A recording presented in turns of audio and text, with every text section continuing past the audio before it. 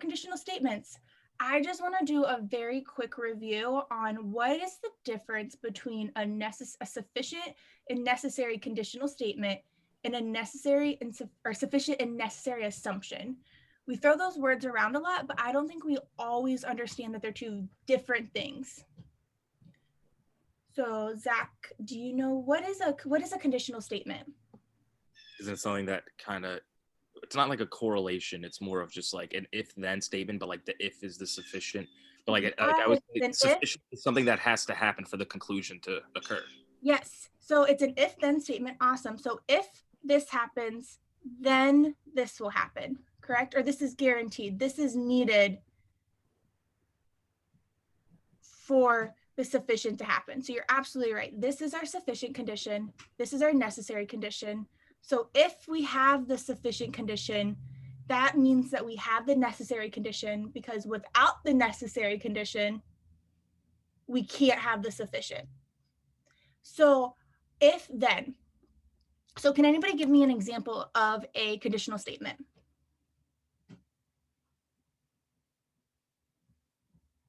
If you take the SATs, then you'll go to college. If you take the SATs, then you'll go to college. Excellent. So if I know that Yumairo took the SAT, I know that she went to college, correct? What is our contrapositive of this statement? This is what we sometimes get confused on, especially on games. Games, yeah. Yes. We know the concept behind it, but we need this to become second nature. No college, no SAT. No college, no SAT. So what do we like to do that's wrong when it comes to this statement? You can go to college without taking the SAT? No, I think you could go to college without taking. It's that if you go to college, that means you took the SAT, right? Yeah. Why is this statement wrong? Because SAT is a sufficient condition. Right. And so what you said was that there's other ways to go to college. Are there, like, what could be another way that you get to college other than the SAT? You know the dean. You know the dean. Yeah, you know the dean. Or maybe the ACT. Right? It's just that the SAT is one way that is sufficient for knowing that I go to college. There could be others. And so we really have to pay attention to why this is wrong. The example I always use, Yumaira, we used the other day was, if you have ice cream, then I am happy.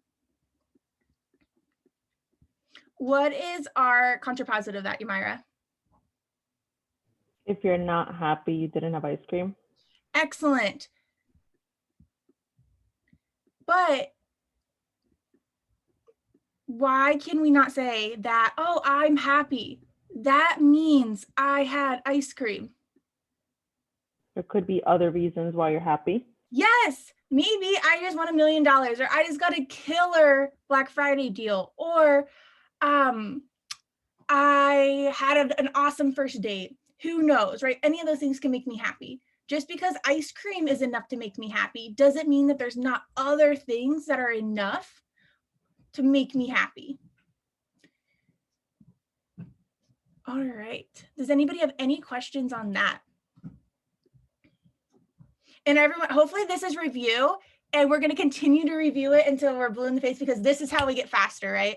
This is, I'll send out in the notes. This is a little chart. I am not huge on memorizing a bunch of words. I do think it's good to be exposed to them, and we'll talk about them when we see them. But I think sometimes whenever we do too much memorization, then we don't practice apply, it can become overwhelming. But so this is a chart that a lot of people use for conditional statements, but I'll send it out afterwards so that we can practice it some more. All right, so whenever we think about what these look like actually in real life, what are necessary and sufficient conditions for each of the following? So I want both of you to take 2 minutes and just think about, or take a piece of paper and write down what would be a sufficient and necessary condition for each one of these statements. So we can do the first one together.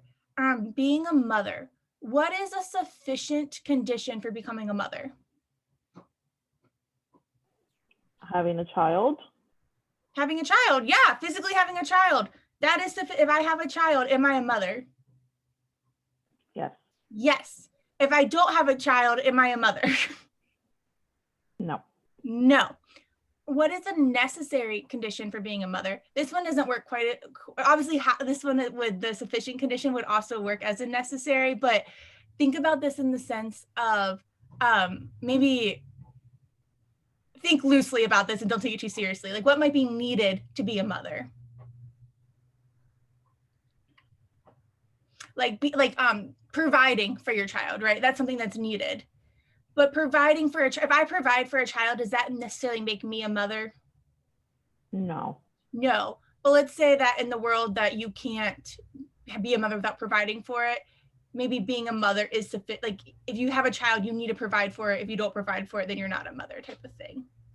That one's a little bit like, I know that one's like a little not completely how the LSAT works, but we'll dive into a couple more. So go ahead for these last three. Think of what would be a sufficient and what would be a necessary condition for each of these three things. I'm going to put the video on pause.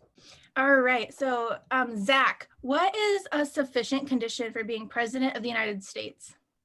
Born in America? Yeah, in America. Born in the United States.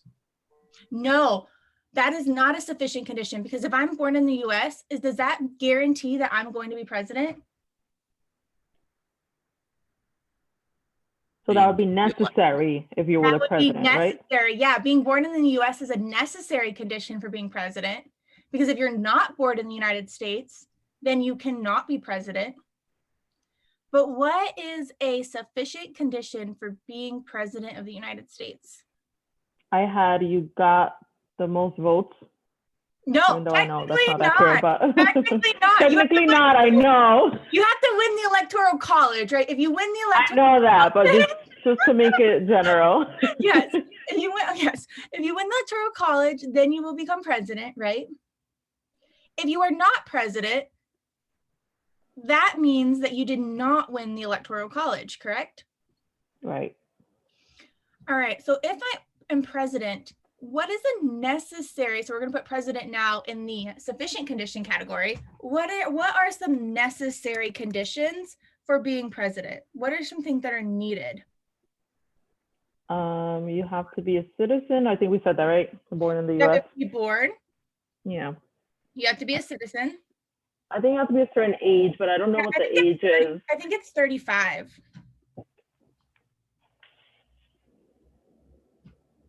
Awesome. Because if you don't have any one of these necessary conditions, then you can't be president, right? If you are not born, you cannot be president.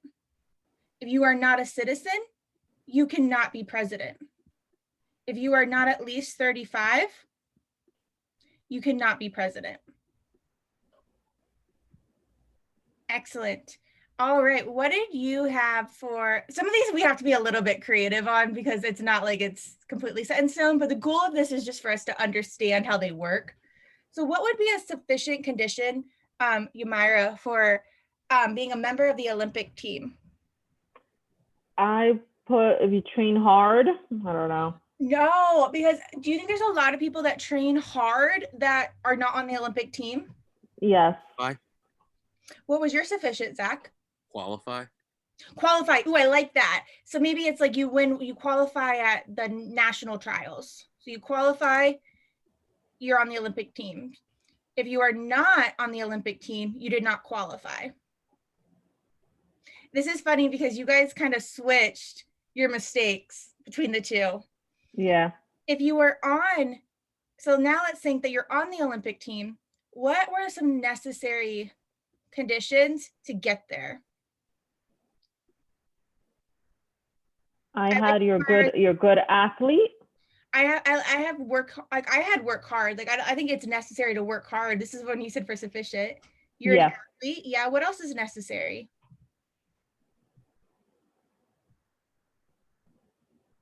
Oh, you're on mute, Zach. Play one of the events that's actually in the Olympics. Yeah, you have to play a sport in the Olympics. Because if you don't do any one of those things, you cannot be on the team. Excellent. All right, so now I want you both to take in a minute and review what you put for the fourth one. and determine if it's right or not. Before I ask, I want you to correct your own answers first. The fourth one, and just double check it to make sure that you think that you're correct. All right, what do you have, Zach? What is your sufficient condition for producing an award-winning essay?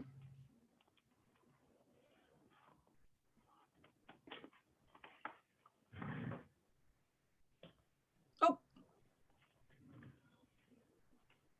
you're on mute. I put winning an acclaimed award, but like that might be bad because that's actually in there, but also maybe a degree in literature. Well, I wouldn't say a degree in literature, but maybe I like that. So maybe like if you win an acclaimed award, yeah, if you win an acclaimed award. Like what was that? Yeah, if you win an acclaimed award for what was that like badge they would put on the books we used to read in like elementary school? It was like that. Oh yeah, like winning a Pulitzer, the Pulitzer. Or something like that. Yeah. So if you win that award, that would be sufficient for producing the award, because if you don't produce the award, you cannot win the award, right? Excellent. So what are some necessary conditions for producing a award-winning essay? Would it be the degree? Do you need to have a degree to produce an award-winning essay? I would think you have to write the essay, right? Yeah, that's what I literally wrote essay. Wrote essay, yeah. You have to be good at writing. Experience? Maybe, yeah, like these are things like, yeah, because if you're not experienced, you can't produce it if you don't do it. So I think we're understanding like the sides of how these work.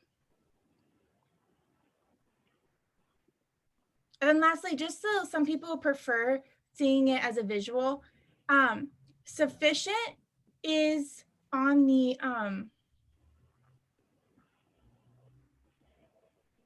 inside, where on the outside it's necessary. So the sufficient is the stronger. This is what is the target, right? Where necessary conditions are needed for it to be true. So for example, if we have a bulldog, is that sufficient for knowing that it's an animal? Yeah. Right. But if we know that something's an animal, is that sufficient for knowing it's a bulldog? No. No. But is it needed? Yeah. Yes, because if we don't have an animal, we cannot have a bulldog. So that's how this kind of works here. The other example sometimes we use is we could have Ohio, or here, we'll do this. We'll have my town in Worcester, and then we'll have Ohio, and then we'll have the USA, and then we'll have North America.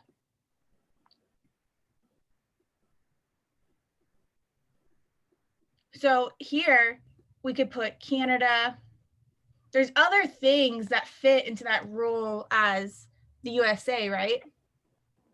Yeah. That are in North America. However, to be in Ohio, it's necessary or needed that I'm in the USA, and it's needed that I'm in North America. But knowing that I'm in Ohio is sufficient. Oh, no, it's not. Is needed for me knowing that I'm in Worcester, right? I literally just got my score. Oh no, we're pausing it.